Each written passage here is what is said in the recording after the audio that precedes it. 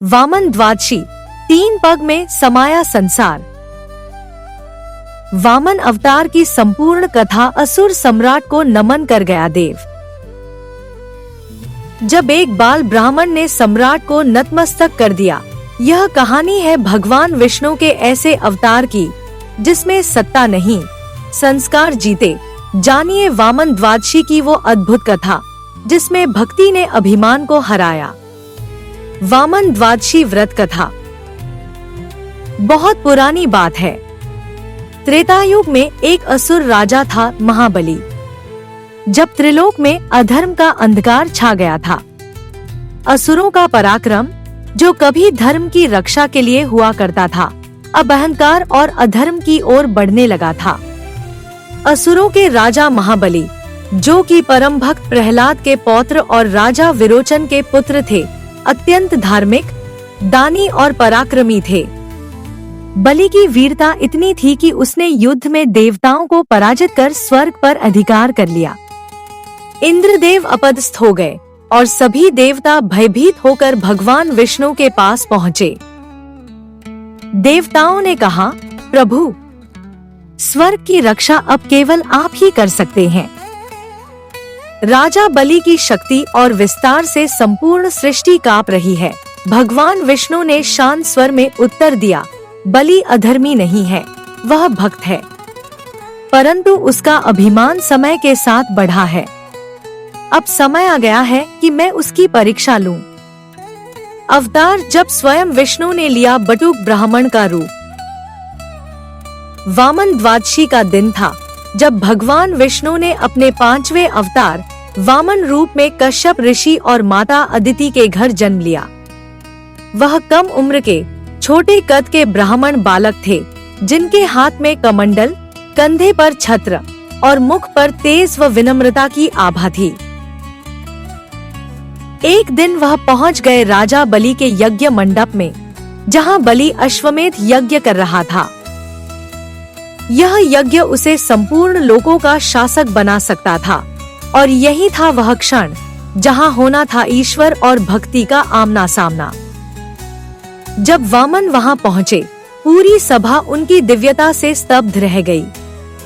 राजा बलि ने हाथ जोड़कर स्वागत किया और कहा, ब्राह्मण देव, मुझे सौभाग्य मिलेगा यदि आप कुछ मांगे, आप जो चाहें मांग ले। वामन मुस्कुराए मुस्कुराए और बोले, मुझे तो बस 3 पग भूमि चाहिए जहां मैं शांति से निवास कर सकूं। सभा हंस पड़ी, मगर बलि गंभीर थे।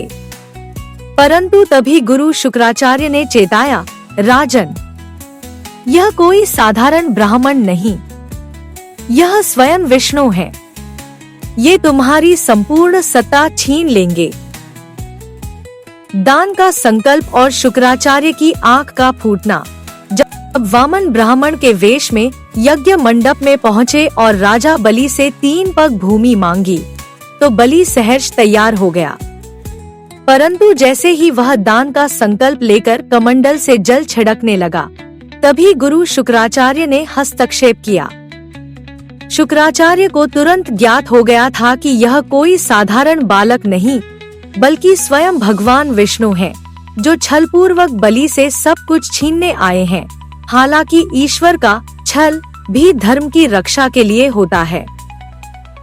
शुक्राचार्य ने बलि को समझाया, राजन, यदि तुमने इसे 3 पग भूमि दे दी, तो तुम्हारा संपूर्ण राज्य समाप्त हो जाएगा। यह विष्णु है, तुम्हें धोखा दे रहे हैं। परंतु बलि अपने वचन पर अडिग रहा, हे गुरुदेव, मैं जो दान देने का वचन दे चुका हूँ, उसे मैं कैसे तोड़ सकता हूँ। भले ही वह स्वयं भगवान हो, लेकिन दान देने से पीछे हटना क्षत्रिय धर्म नहीं है। वामन अवतार, भक्ति की शक्ति। अब गुरु शुक्राचार्य ने कमंडल की जलधारा रोकने का उपाय किया। उन्होंने सूक्ष्म रूप धारण करके कमंडल की टोंटी में प्रवेश कर लिया, ताकि राजा बलि जल छिड़क न सके और दान विधि अधूरी रह जाए। यह देखकर वामन ने मुस्कुराते हुए एक तिनका, कुश या दर्भ उठाया और उसे कमंडल की टोंटी में डाला। वह तिनका सीधा जाकर शुक्राचार्य की एक आंख में चुभ गया। जिससे उनकी एक आंख फूट गई और वे पीड़ा से छटपटाते हुए बाहर आ गए।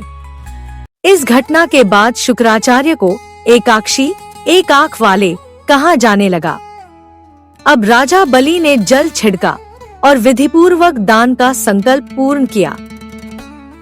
वामन ने क्षण भर में ही अपना विराट रूप धारण कर लिया। वे इतने विशाल हो गए कि पहले पग में उन्होंने संपूर्ण पृथ्वी को माप लिया। दूसरे पग में उन्होंने स्वर्ग और आकाश को भी अपने चरण में समेट लिया। अब तीसरे पग के लिए कोई स्थान ही शेष नहीं था। वामन ने कहा, राजा बलि, अब बताओ तीसरा पग कहाँ रखूं? बलि ने विनम्रता से अपना मस्तक झुका दिया और कहा, प्रभु, तीसरा पग मेरे सिर पर रख दीजिए। यही मेरा सबसे बड़ा सौभाग्य होगा। भगवान विष्णु ने बलि के सिर पर तीसरा पग रखा। अब समस्या यह थी कि बलि ने भगवान के चरणों को पकड़ रखा था, जिससे भगवान को नीचे पाताल भेजना कठिन हो गया। तब भगवान ने मुस्कुराते हुए कहा, हे बलि, तुमने मुझे बांध लिया है प्रेम से, भक्ति से। अब मैं हमेशा तुम्हारे द्वार पर खड़ा रहूंगा, ताकि जो भी भक्त पाताल लोक तक पहुँचे वह पहले मुझे देखे। यह थी भक्ति की परीक्षा में उत्तीर्ण एक असुर की दिव्यता की मान्यता। भगवान विष्णु ने कहा, हे बलि, तुमने असाधारण दान दिया है और अपनी वचनबद्धता से ईश्वर को भी प्रसन्न किया है। तुम पाताल लोक के राजा बनोगे और मैं स्वयं तुम्हारे द्वार पर द्वारपाल बनकर खड़ा रहूंगा। बलि असुर था, पर उसकी भक्ति ने भगवान को द्वारपाल बना दिया। यह दर्शाता है कि ईश्वर जाति नहीं, भावना को पूजते हैं। अगर आपको ये कथा प्रेरणादायक लगी हो तो लाइक करें, शेयर करें और हमारे चैनल को सब्सक्राइब जरूर करें, ताकि ऐसे ही दिव्य प्रसंग आपके पास हर बार समय पर पहुँचे।